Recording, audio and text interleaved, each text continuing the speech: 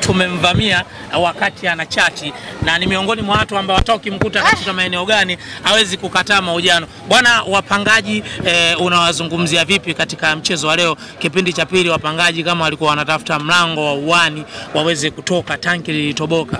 Of course, kwanza mechi ilikuwa nzuri kwa sababu ukiangalia namna ambavyo Singida wamekuja, unajua moja ya timu ambayo ina quality nzuri ni Singida, kwa hiyo namna ambavyo wamecheza tuwapongeze, lakini nadhani Simba ile spirit ambayo walikuwa nayo kutokea kwenye finali imewasaidia kuweza kupata matokeo. Na mimi niwapongeze wapangaji wangu, wamefanya vizuri na mwisho siku wamepata matokeo. Unaiona mechi aina gani kule Tanzanite kwa raha? Of course itakuwa mechi ngumu sana kwa sababu Singida wameonyesha kwamba wanaweza kupambana na Simba na wamecheza vizuri, maana inaonyesha mechi ya nusu finali itakuwa ni mechi yenye mvuto zaidi. Mvuto unachagizwa na nini? Quality ya wachezaji wa Simba pamoja na quality ambao wako nayo Singida Black Stars. Bwana, mimi nikushukuru. Nashukuru sana. Poa mjomba.